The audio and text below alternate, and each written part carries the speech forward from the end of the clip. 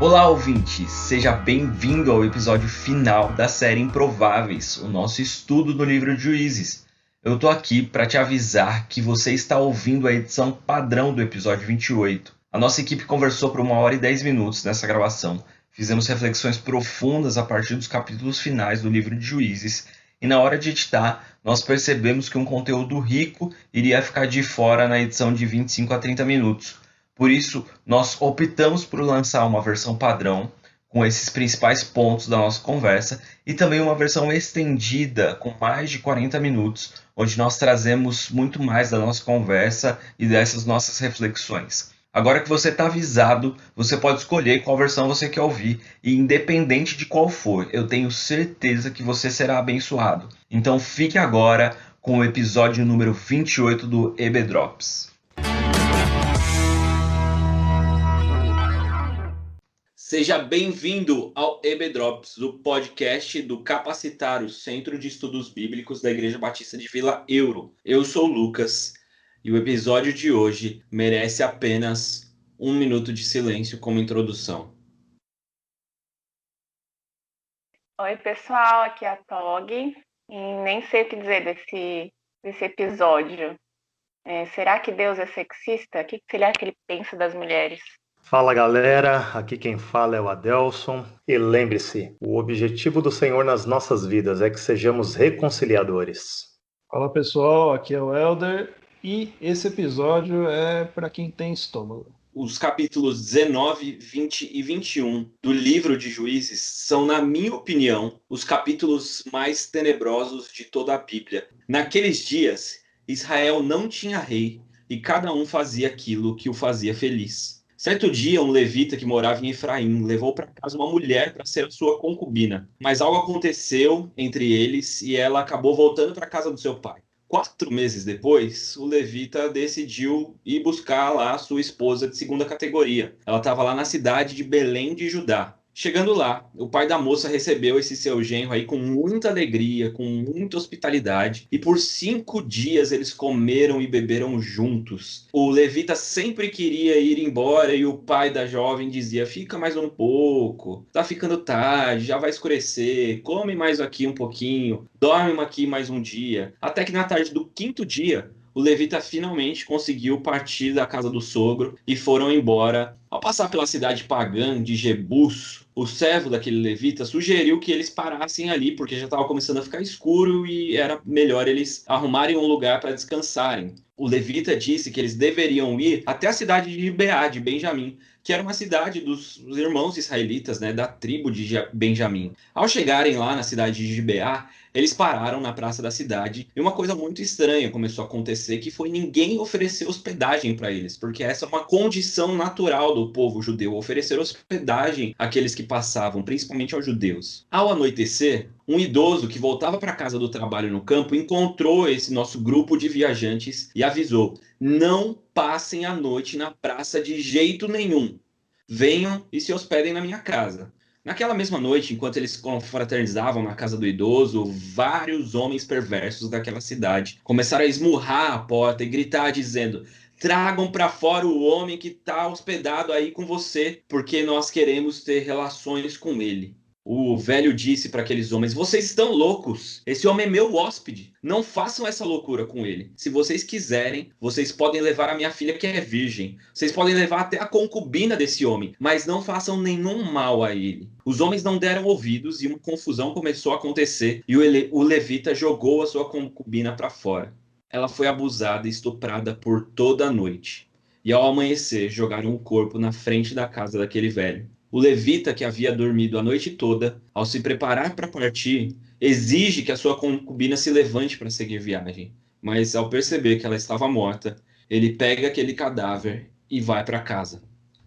Chegando na sua cidade, ele esquarteja a mulher em 12 pedaços e envia cada pedaço a uma das 12 tribos de Israel. A nação fica indignada e se reúne como um só homem em Mispa. 400.000 guerreiros armados interrogaram o levita para que ele contasse o que tinha acontecido. E ele disse: os líderes da cidade de Gibeá tentaram me matar. Eles violentaram a minha concubina até morrer. Então vocês, que são líderes de Israel, devem decidir o que vai acontecer com esse povo, depois de uma maldade tão grande. A nação inteira de Israel decide punir a tribo de Benjamim e definem que aqueles que não ajudarem na guerra deveriam morrer também. Eles jamais voltariam a entregar suas filhas a homens de Benjamim. Os 400.000 guerreiros se prepararam, mas antes eles fizeram uma consulta à liderança da tribo de Benjamim, propondo que eles entregassem aqueles homens que fizeram essa maldade. Mas, infelizmente, os líderes de Benjamim se negaram a entregar. E eles começaram também a preparar suas tropas de elite para proteger a cidade. Era um exército de 400.000 homens contra um exército de 26.000 homens. Antes da batalha, os israelitas foram até Betel e perguntaram a Deus: qual das tribos que deve atacar primeiro o povo de Benjamim? E o Senhor respondeu: Judá irá primeiro. Naquele primeiro dia de combate, naquela batalha, os benjamitas vencem o povo de Judá com muita facilidade. No dia seguinte, Israel ataca novamente e mais uma vez é derrotado. Então todos os israelitas sobem até Betel e choram na presença do Senhor. Eles jejuam até tarde, apresentam holocaustos e ofertas ao Senhor e perguntam a Deus se eles deveriam realmente continuar atacando. O Senhor diz que dará vitória a Israel. Então Israel se prepara, elabora uma emboscada e no quarto dia vence Benjamim. Ao entrar nas cidades dos benjamitas, os israelitas vão matando tudo que vê pela frente. Homens, mulheres, crianças, animais, colocando fogo nas casas. Acontece um grande genocídio na tribo de Benjamim. Apenas 600 benjamitas conseguem fugir e sobreviver. Ao se darem conta de tudo que tinha acontecido, os israelitas voltaram para Betel e disseram: ó Senhor Deus, por que isso aconteceu com a gente? Agora está faltando uma das nossas tribos. Como faremos para que a tribo de Benjamim ressurja? E aí eles começam a pensar: o que a gente faz? A gente prometeu que não daria as nossas filhas em casamento aos homens deles, de Benjamim. E alguém lá no meio do povo teve uma grande ideia. Os homens da cidade de Jabes de Gileade não vieram. Vamos invadir a cidade, matar todos os homens e todas as mulheres que não são virgens. E vamos tomar as mulheres que são ainda virgens e entregar para os homens de Benjamim, para que a tribo não seja extinta. Ao fazerem isso, apenas 400 mulheres virgens sobraram na cidade de Jabes de Gileade. Isso não era suficiente para que a tribo continuasse. Então, diante disso, mais uma vez, os israelitas perguntam para Deus: Senhor, por que o Senhor permitiu que uma maldição dessa acontecesse? Então, outra pessoa teve mais uma vez uma grande ideia. E se lembraram que na cidade de Siló, as mulheres saíam para uma espécie de congresso de dança, congresso de coreografia. Elas saíam para festejar ao Senhor com danças. Então, tiveram a grande ideia: vamos até lá, vamos raptar essas mulheres. E quando os pais delas vierem questionar a gente, nós vamos dizer: vocês não quebraram o voto de vocês porque vocês não deram ela em casamento, mas elas foram raptadas. Permita que elas sejam esposas dos homens de Benjamim, para que a tribo de Benjamim não seja extinta. Naqueles dias não havia rei sobre Israel, e cada um fazia aquilo que parecia certo aos seus próprios olhos.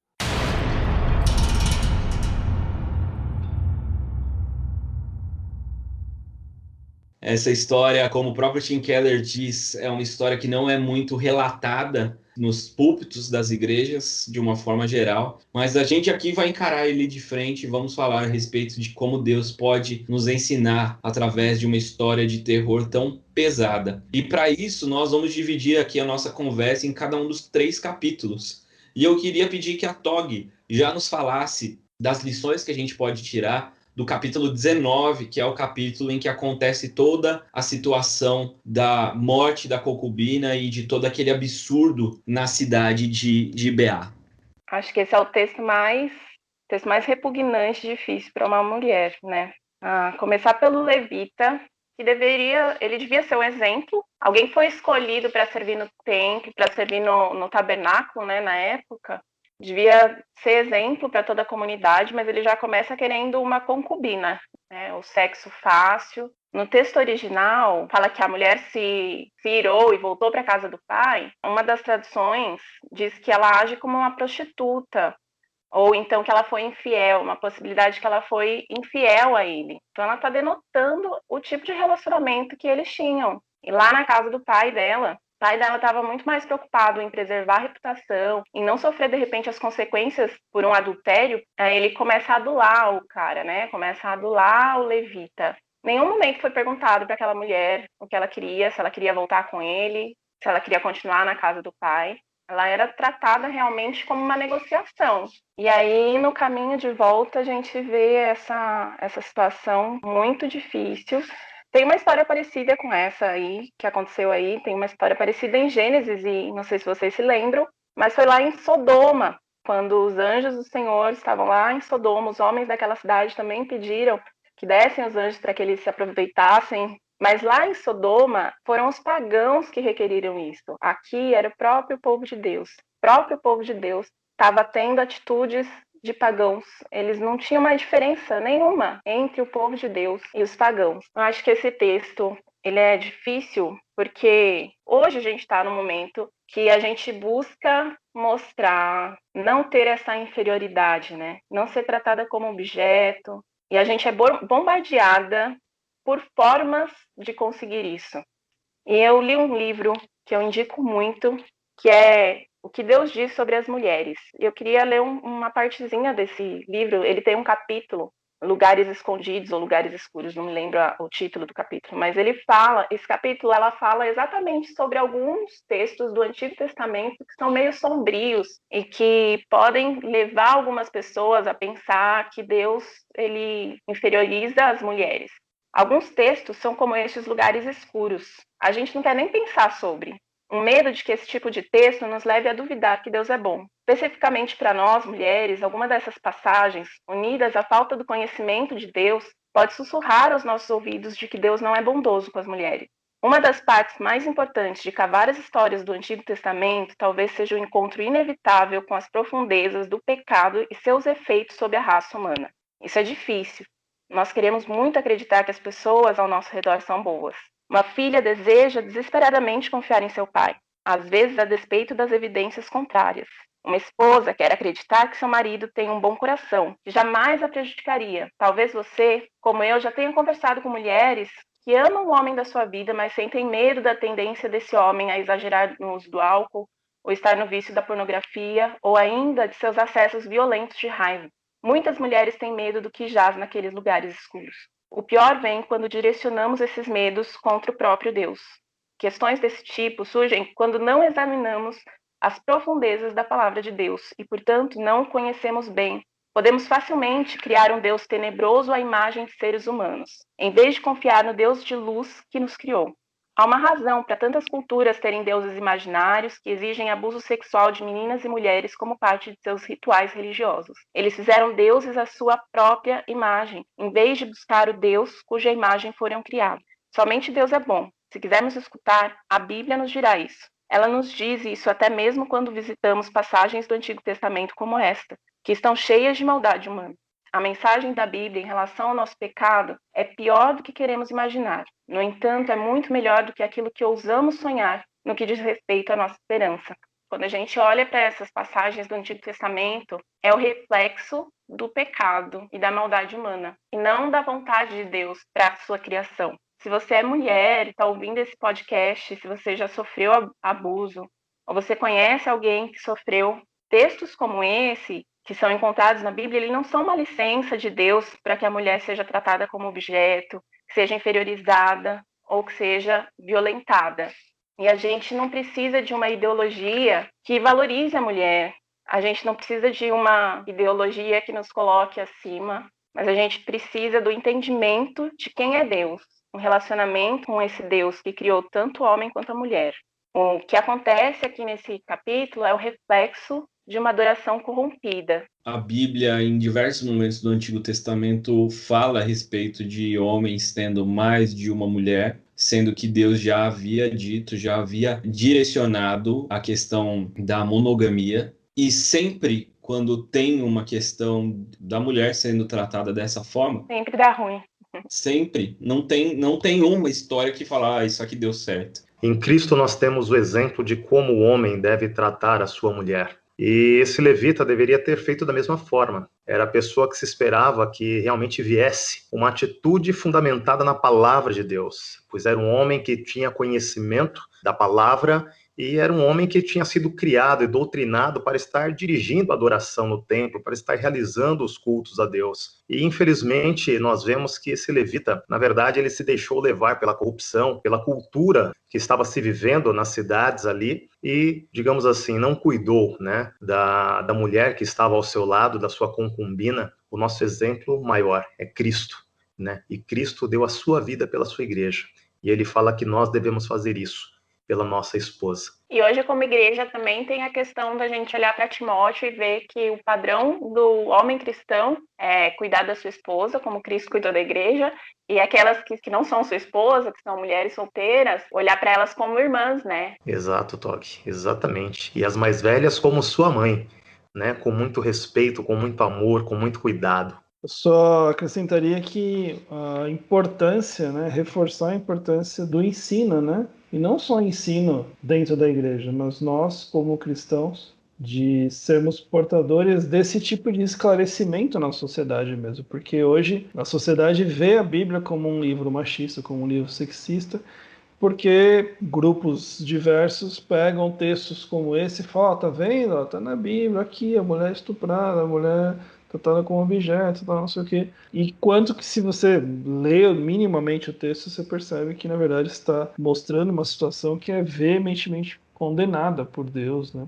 Deus está à parte de tudo isso. Então, é o povo de Deus tendo ações que não são direcionadas por Deus. Um pastor chamado Emílio Garófalo, pregando nesse texto, ele fala, gente, isso aqui está acontecendo no acampamento de carnaval, não é no baile de carnaval. Não é no bloquinho de carnaval, é no retiro de carnaval que isso tudo está acontecendo. A gente precisa repensar muitas coisas e olhar para todos os nossos relacionamentos e ministérios e tudo que está acontecendo e pensar se a gente está de fato protegendo a mulher, se a gente está olhando como mãe, como irmã para as mulheres da nossa igreja, se de fato os homens das nossas igrejas, dos nossos ministérios têm agido como aqueles protetores que irão entregar a sua vida, assim como Cristo entregou a sua vida pela igreja.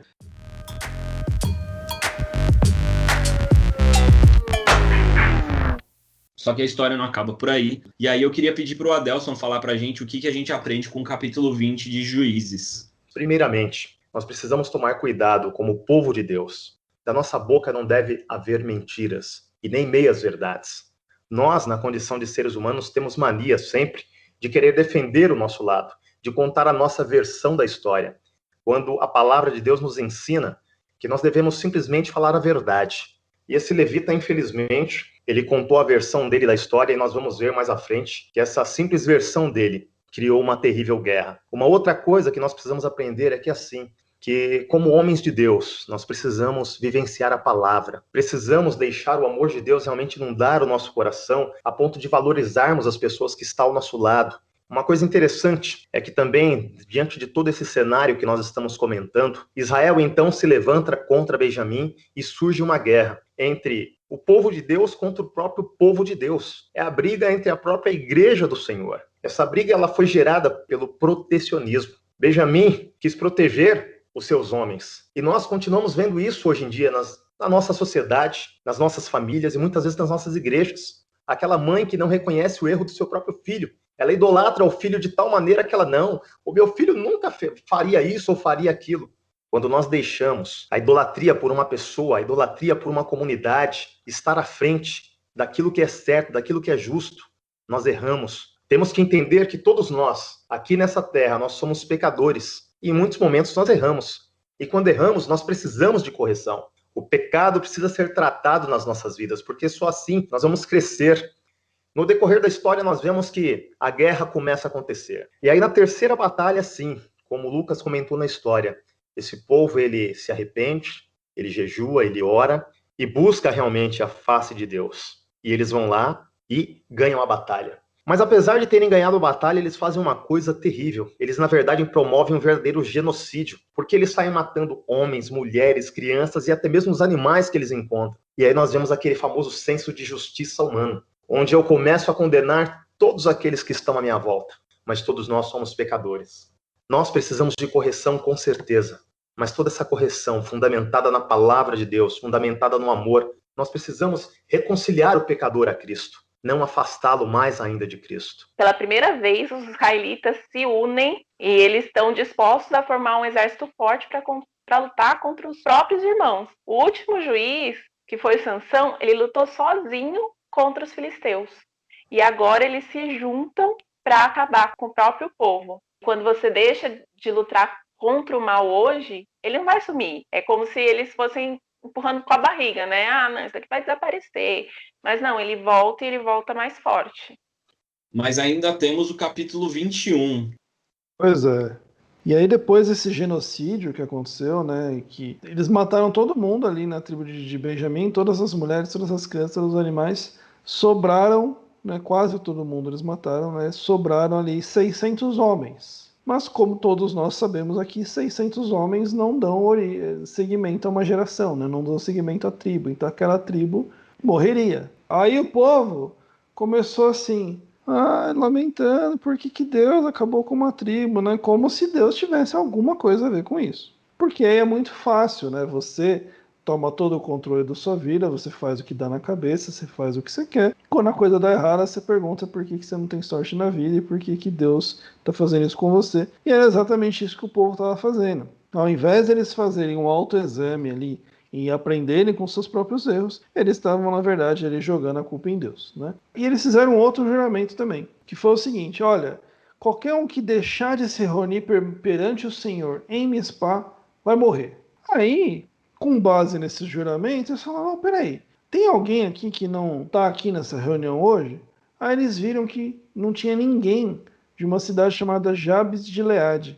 Qual que é a grande ideia, né, genial que eles têm? O que a gente faz então? Vamos lá e mata todo mundo nessa cidade. Aí foram lá, matou todos os homens daquela cidade, todas as mulheres que já tinham tido algum tipo de relação sexual, sobraram 400 virgens para se casarem com os benjamitas. Mas ainda haviam 200 benjamitas que não teriam mulheres. E aí tiveram, né, a outra grande ideia, que até o Lucas comentou, as moças de Siló, né, elas saíam lá para uma festa de vez em quando. Tal. Então, quando elas saírem lá para a festa, vocês vão lá, sequestram 200 virgens, e aí os pais não vão cair na quebra do juramento, porque, poxa, as filhas foram sequestradas, né? Então você percebe, gente, assim, ó, mata de um lado, aí vê que fez besteira, aí mata do outro para arrumar besteira, aí sequestra, aí, assim, realmente, como eu comentei no começo, é um capítulo, é um episódio hoje para você ter bastante estômago, mas para a gente também ver quão nós somos inclinados a fazer esse tipo de coisa, porque a gente é feito da mesma matéria, da mesma essência, da mesma raiz pecaminosa que aquele povo. E aí eu acho que vale até a nossa meditação agora aqui dentro disso, porque a gente vê o que essa característica do povo ali de realmente tomar as decisões por si só, de acordo com suas próprias convicções, o quanto ter se contaminado com os outros povos também influenciou isso, o quanto levou eles até esse ponto, e o quanto, mais uma vez, a gente vê que a necessidade que eles tinham ali, não só de um juiz que fosse pleno e não fosse passageiro, mas que de um rei mesmo, né? Mas não o rei que eles queriam, o rei que eles precisavam, que na verdade é Jesus, né? Os estudiosos dizem, né, defendem que o autor de Juízes está fazendo uma apologia ao rei Davi. E aí, quando a gente vê a degradação do povo de Israel, aqui no livro de Juízes, à medida que eles vão se envolvendo com a cultura, e ao se envolver com a cultura, eles passam a adorar outros deuses e a corromper a sua adoração e a esquecer do seu Deus e a se envolver cada vez mais com as questões ali morais e vão perdendo a moral que tinha sido dada por Deus, essa queda é mais absurda. E a gente vê esse final que ele é permeado, né? Desde Sansão, ele é permeado por uma moral, principalmente sexual, muito afastada. Mas a gente tem Sansão em uma questão sexual moral completamente corrompida. Todas essas questões dos 3 capítulos do epílogo de Juízes, que é, né, de fato, a questão sexual, porque primeiro tem a concubina, depois o estupro, depois, né, quantos outros estupros não aconteceram? Porque todas essas 600 mulheres que foram roubadas, que foram tiradas das suas famílias, que seus familiares foram mortos, também foram estupradas, né? Porque, vamos combinar, tá implícito. Então a gente tem toda essa queda. E aí é uma defesa ao rei Davi, que também teve uma questão sexual. Tudo isso está apontando de que a gente precisa de um rei divino. A gente precisa ter uma solução, que é uma solução que vem de fora. É um rei que vem de fora. Quando a gente tem que lidar com questões de flor de lis, e aqui sendo bem explícito, a gente tem que lidar, porque quando as pessoas olham de fora, eles falam os evangélicos, e nós estamos nesse meio. Como que a gente lida com todas essas situações? A gente lida apontando para Cristo e falando, ó, a gente é pecador, safado, sujo, sem vergonha mesmo, necessitamos da graça, e Cristo nos amou primeiro, e nós somos alvos dessa graça. Só falando dessa questão de graça, Lucas, é importante nós nos lembrarmos que, assim, nós não temos condição de contribuir para a nossa própria salvação. Ou seja, nós dependemos totalmente dessa graça de Deus, porque Cristo é quem faz tudo sozinho, é Ele que opera a salvação nas nossas vidas. A gente não tem como encontrar a solução dos nossos problemas em nós mesmos, não tem uma solução humana. Não vai ter um político, não vai ter uma lei, não vai ter uma ideologia, nada vai poder tirar a gente do buraco que a gente está, é só Cristo. É o verdadeiro juiz, o verdadeiro rei, e quando ele voltar, ele fará nova todas as coisas, e aí não vai haver mais morte, esquartejamento, abuso, não haverá mais choro nem lágrima, porque a última lágrima ele vai enxugar do nosso rosto e viveremos para sempre na justa presença do justo rei e juiz.